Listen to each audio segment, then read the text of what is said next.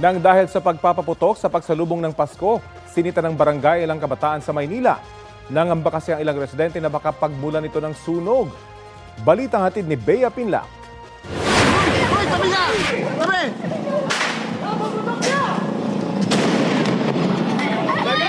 Nagmistulang playground ng kabataan ang bahagi na to ng Moriones Street sa Tondo, Maynila. Kaliwat kanang paputok ang sinindihan nila sa kalsada para salubungin ang Pasko.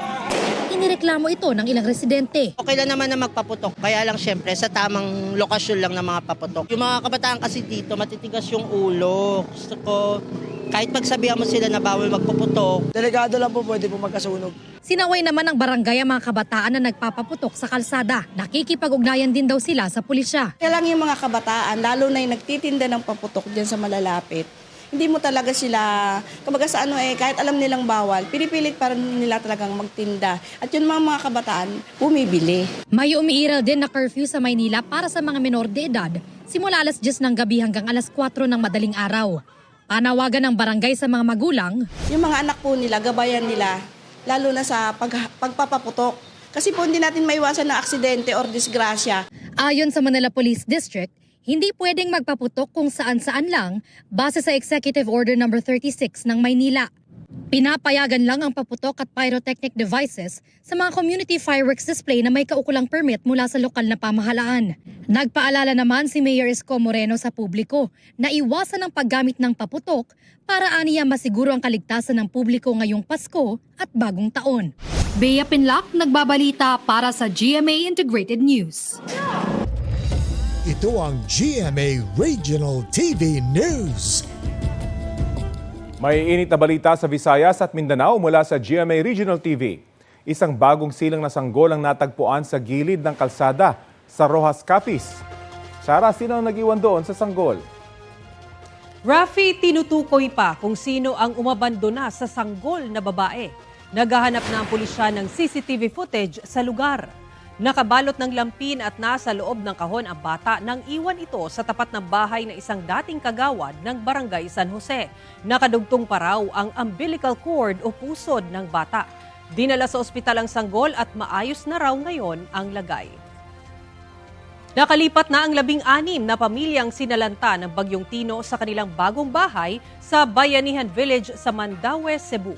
Sila yung mga residente ng Barangay Alang-Alang at Barangay Umapad na unang nakituloy sa modular shelter units ng Department of Human Settlements and Urban Development. Mayroon ng supply ng tubig at kuryente sa Bayanihan Village. Pero dahil hindi pa tapos ang kanilang cooking area, sa ilalim ng mga tolda muna sila nagluluto. Doon na nila ipinagdiwang ang Noche Buena kagabi at sasalubungin ang bagong taon sa susunod na linggo. Nananatili naman sa evacuation centers ang iba pang sinalanta ng bagyo. Sa ibang balita, posibleng reenacted muna ang budget ng gobyerno sa mga unang araw ng 2026 habang hindi pa napipirmahan ni Pangulong Bongbong Marcos ang 2026 national budget. Sa ngayon, hindi pa pirmado ng Kamara at Senado ang BICAM report ng budget. Balitang hatid ni Mav Gonzalez.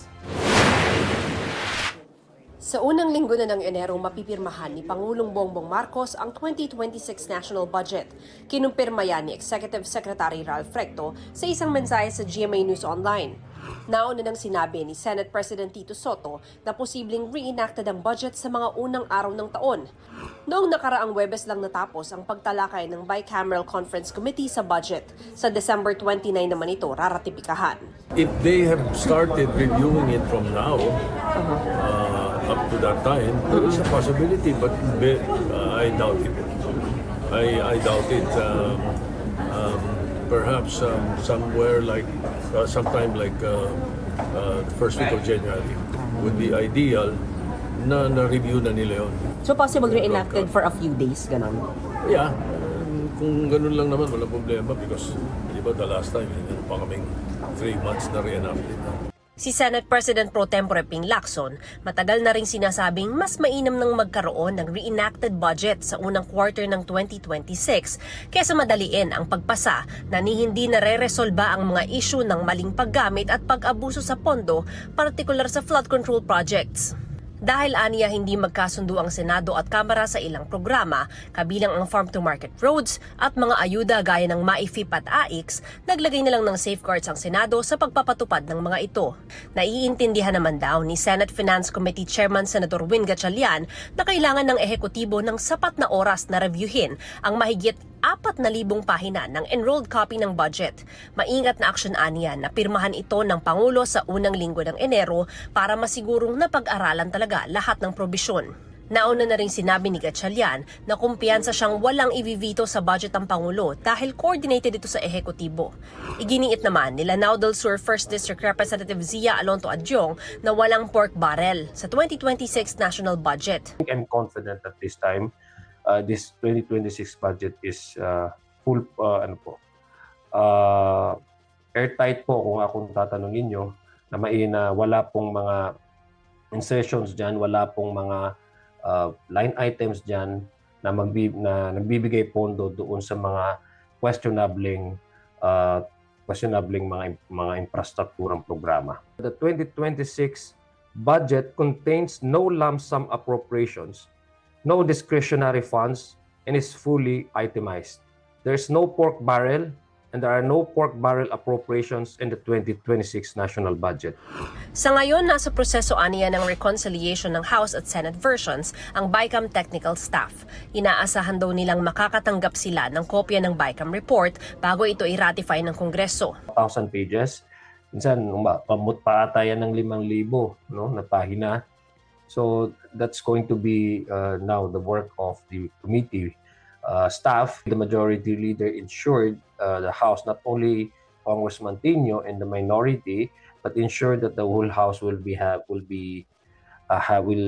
furnished a copy individually of the committee report prior to the ratification, so that all of us would have time to review and look at the items. And compare it probably on the approved HGAB. Mav Gonzalez, nagbabalita para sa GMA Integrated News. Nag-enjoy ang libu-libong turistang sinalubong ang Pasko sa isla ng Boracay sa Malay Aklan. Ang ilan naman, sinamantala ang magandang panahon para sa iba't ibang water activities. May ulat on the spot si John Sala ng GMA Regional TV. John?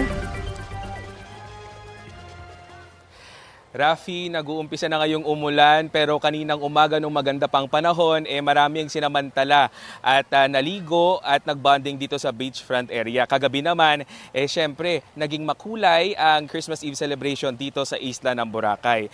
Naging masigla din ang pagsalubong sa Christmas dito sa isla ng Boracay dahil sa mga parties at pakulo ng mga establishmento. Sa ilang restaurants at bars nga, nag-Ala Santas helpers ang costume ng mga staff. Siyempre, hindi rin mawawalang inaabangang fire dance.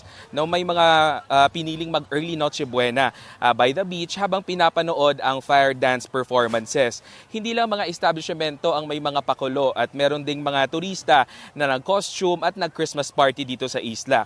Ang pamilya nga ni Simon na mula pa sa United Kingdom nakasuot ng costume ni Santa Claus. Meron ding mga acoustic band na humarana sa mga turistang kumakain by the beach. Kaninang umaga, ilang mga turista ang nag-early swimming nga at nagbonding dito sa beachfront area dahil sinamantala nila ang magandang panahon. Mga bandang 9:00, nagsimula na din ang iba't ibang mga water sports activities dito sa Boracay. Narito ang panayam namin sa ilang mga turistang nag-enjoy dito sa isla ng Boracay. It's a Christmas experience for them, which will be videoed and hopefully watched in years to come. It's such a wonderful place to come to. The Philippines, Boracay. Masaya kasi yung baby namin gustong-gusto maglaro sa sand and mag-swimming. Inaasahan naman, Rafi, na mas marami pang mga turista ang bibisita sa isla ng Boracay mamayang hapon. Pinaalalahanan naman ng Malay LGU ang mga turista na huwag basta-bastang itapon ang kanilang mga basura kung saan-saan lang dito sa Boracay. Clay go ba o clean as you go para mapanatili ang kalinisan ng isla ng Boracay. Yan ang latest mula dito sa Boracay Island, Malay Aklan. Balik sa inyo dyan, Rafi. Merry Christmas sa iyo at sa iyong team. John Sala ng GMA Regional TV. Pinangunahan ni Pope Leo XIV ang misa sa St. Peter's Basilica sa Vatican City para sa bisperas ng Pasko. Sa sermon ng Santo Papa, sinabi niyang dapat maging aral sa mga deboto kung paano ipinanganak sa sabsaban si Jesus dahil walang kwarto sa pinuntahan nilang lugar.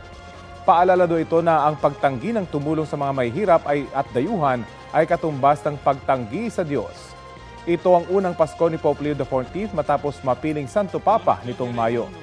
Bago yan, una nang nanawagan ng Global Truce o tigil putukan ng Santo Papa para sa araw ng Pasko. Hiling niya sa lahat ng taong may mabubuting puso na respetuhin ang pagkakaroon ng payapang araw, lalo na sa selebrasyon ng kapanganakan ni Jesus.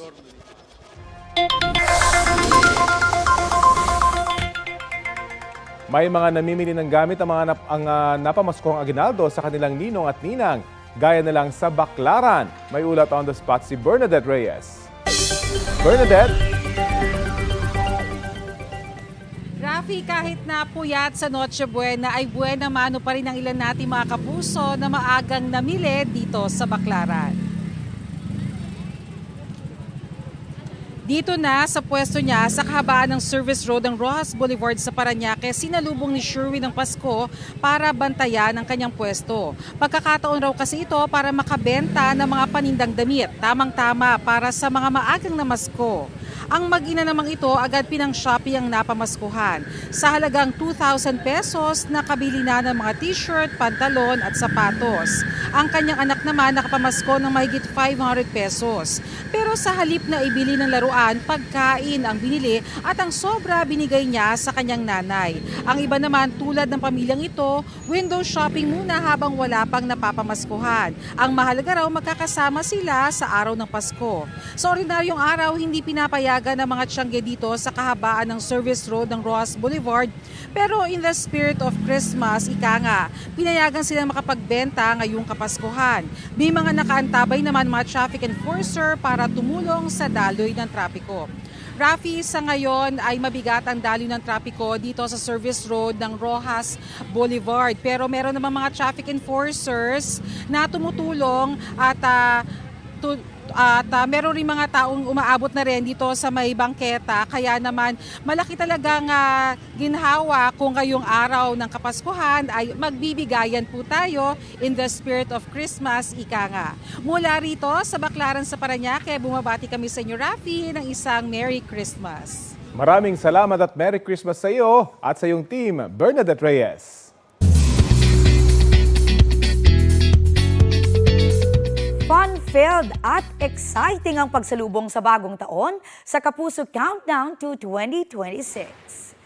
Kabilang sa mga aabangan ng Kapuso Stars na sina Julian San Jose, River Cruz, Christian Bautista, Rocco Nasino, at Kaylin Alcantara, pati sinang Sangre Faith da Silva at Angel Guardian. Present din ang ex-PBB housemates na sina Will Ashley, AZ Martinez, Charlie Fleming, Josh Ford at Vince Maristella. Together with Collab 2.0 ex-housemates na sina Marco Massa, Wynona Collins, Lee Victor at Eliza Borromeo. All-out performance din ang ihahatid ng ilang stars ng Kapuso Dance and Singing Competitions. It's gonna be a grand salubong, kasama rin si Miss Grand International 2026 Emma Tiglao. May special participation pa ang K-pop group na AHOF. Sa December 31 na yan till past midnight sa SM MOA Seaside Boulevard. Mga mare at pare, libre po ang admission. Sa mga timbahay naman, mapapanood din ang Kapuso Countdown to 2026 sa GMA Network at official Kapuso online platforms. Silipin naman natin ang sitwasyon sa Baguio City na dinagsa ng maraming turista ngayong Pasko 2025. May ulat on the spot si Cindy Salvacio ng GMA Regional TV. Cindy?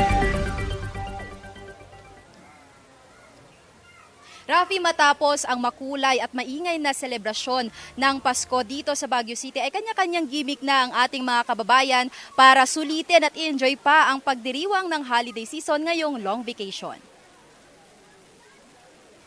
Maagang dumagsa ang mga bisita sa ilang pook pasyalan sa lungsod ng Baguio, tulad sa Burnham Park. Ayon sa ilang turista, hindi raw kumpleto ang Pasko nang hindi nararanasan ang malamig na temperatura sa Baguio. Matapos ang pagdiriwang ng Pasko, hindi naiwasan ang mga nagkalat na basura sa syudad. Nililinis naman ito agad ng mga street sweeper. At dahil trip ng ilan ang mamasyal ngayong nasa 16 to 23 degrees Celsius ang temperatura sa lungsod, paunahan ang mga motorista sa mga paradahan. Wala pang alas 7 ng umaga kanina, punuan na ang ilang parking area. Hindi lang daw sa heavy traffic masusubok ang pasensya, kundi sa paghahanap din ng paradahan. Rafi, kung pasyalan din lang ang pag-uusapan dito sa Barangay Irisan sa Baguio City, ay matatagpuan na ang isa sa mga kilalang puok pasyalan. Mistulang nasa United Kingdom ang dating mo dahil sa Windsor Castle themed na pagkakadisenyo nitong batong palasyo. Maliban dyan, Rafi, ay isa rin sa mga dinadagsa ngayon ng mga turista ang ilan pang mga pasyalan katulad na lamang ng Mines View, Botanical Garden, Ride Park at marami pang iba. Yan muna ang mga latest mula rito sa Baguio City. Happy holiday sa inyo dyan, Rafi. Maraming salamat at Merry Christmas, Sandy Salvacion ng GMA Regional TV. Patay sa pamamaril ang dalawang security guard sa Quezon City. Ang suspect, kapwa CQ ng mga biktima. Balita hatid ni James Agustin. Nakaiga sa mga couch, wala ng buhay at may mga tama ng bala ng baril. Ganyan natagpuan ng dalawang security guard sa isang branch ng car dealership sa Barangay Fairview, Quezon City. Ayon sa Quezon City Police District, napuruhan sa ulo at leg ang mga biktima. Yun ang sa nakikita natin sa ating investigation, ang mga biktima ay pinaril habang sa initial investigation po natin, ang sabi po ng witness na isang sales agent, yung isang duty din po na security guard ay nagsabi na tulungan siya dahil pupuntahan niya yung mga taong papatayin niya. Hindi naman daw po niya inaakala na yun pala yung mga kasama niya na guard. Tukoy na ng pulisya ang suspect na security guard din. Tinutugis na siya ngayon ng mga otoridad. Nire-review na rin ang mga kuha ng CCTV sa pinangyarihan ng pamamaril. Ongoing po yung hot pursuit operation natin dahil identified naman po itong suspect natin. Ang mga pulis po natin ay naka-deploy na para malocate po yung itong suspect. Masusing iniimbestigahan ng QCPD ang posibleng motibo sa krimen. Nakipag-ugnayan na rin sila sa pamunuan ng car dealership. wala pa pong malinaw na motibo, basta ang ayon sa ating mga witnesses. Ang sinasabi lang po ng ating suspect may gusto daw siyang patayin at matagal na siyang nagtitimpi. Maaari po may previous grudge po sila, kaya siguro nagawa niya ito. James Agustin, nagbabalita para sa GMA Integrated News.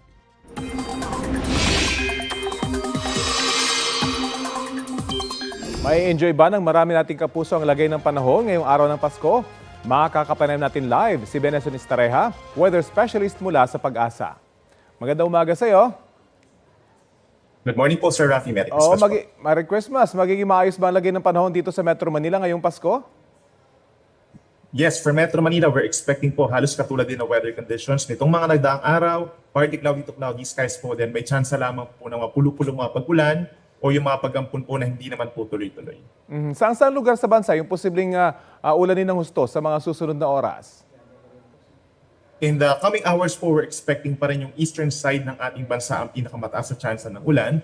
Kung dito po sa may Cagayan Valley, Aurora, Quezon, and then some parts of Cordillera region, yan po ay dahil pa rin sa malamig na northeast monsoon, more mga light to moderate rains po. And then dito naman sa pating Bicol region, northern Samar, some areas pa sa may Caraga, sa may eastern Mindanao, asahan naman din yung mga kalat-kalat po na ulan and thunderstorms hanggang mamayang gabi, yan po ay dahil naman sa easterlies. Nabanggit mo light to moderate, pero mga kabundukan ito na saturated na, so posible pa rin ba ang landslide sa mga lugar na ito? Yes po, if we're talking of some areas dito sa may Cordillera and Calabalio Mountain Ranges as well as Sierra Madre Mountain Ranges, ilang araw na po na mataas ang chance ng mga pag-ulan dyan. Bagay dito rin po sa may area ng Bundok Manahaw, sa may Quezon and Laguna, mataas ang chance po ng mga paghuhunan pa. Okay, maraming salamat sa iyo, Benson Estareja, weather specialist mula sa Pag-asa. Salamat po. Dagsana ang mga pamilyang piniling mamasyal sa Rizal Park, Luneta ngayong araw ng Pasko. Update tayo sa sitwasyon doon sa ulat on the spot ni Ivan Mayrina. Ivan? Rafi, magandang tanghali. Merry Christmas mula dito sa Luneta sa Maynila, isa sa mga paboritong pasyalan ng ating mga kababayan tuwing araw ng Pasko. At ngayong Pasko 2025, wala nagbago.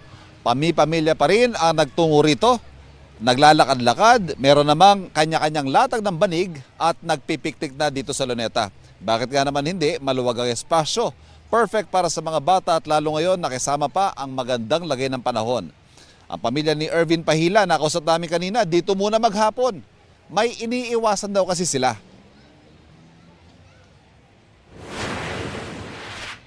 Para may iba naman ang view pag doon sa amin, maraming inuman, lasing, medyo iwas-iwas tayo sa ganun.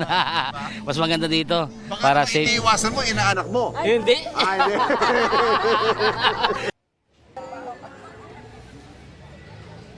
Ang handa ng pamilya ngayong araw, fried chicken, hotdog, may sinaing at may cake din.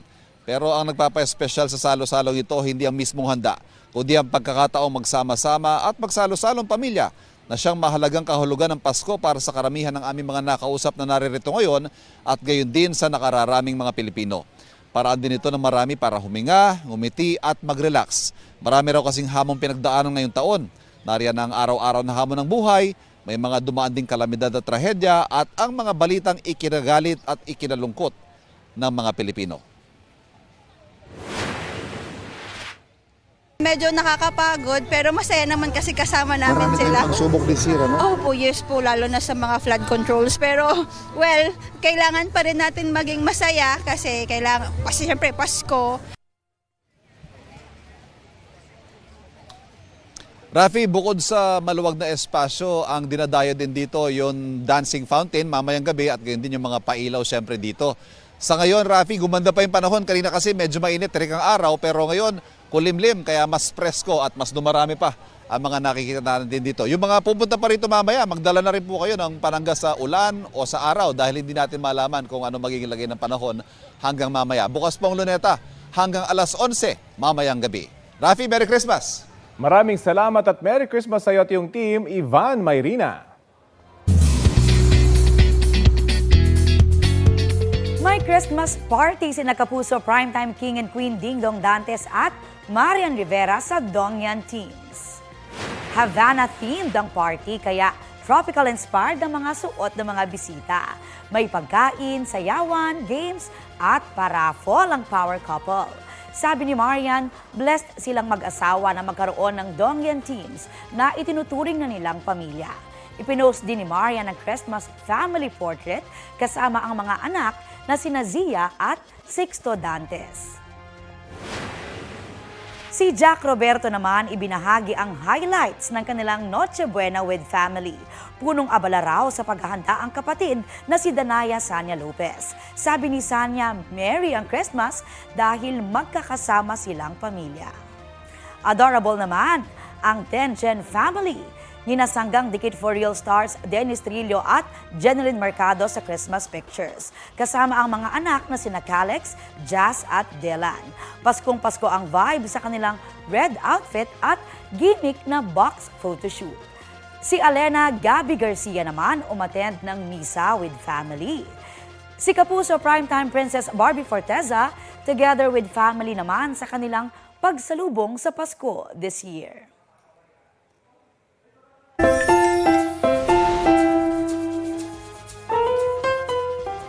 Naantala ang Christmas party celebration ng isang klase sa Malolos, Bulacan. Dahil yan sa balitang unexpected but well appreciated. Ito na! And the class goes wild. The serve na reaction dahil licensed professional teacher na si Angelica Hasinas ang kanilang Ma'am Jel. Isa siya sa mahigit 57,000 secondary teacher passers ng mga nagdaang LEPT.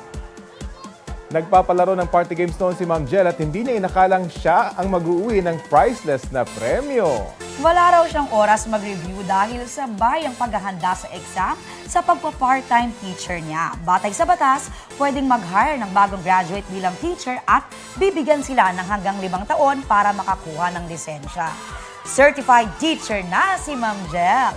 Habang ang video with more than 1.8 million views ay certified naman na Trending! Congrats! Nakakatuwa talagang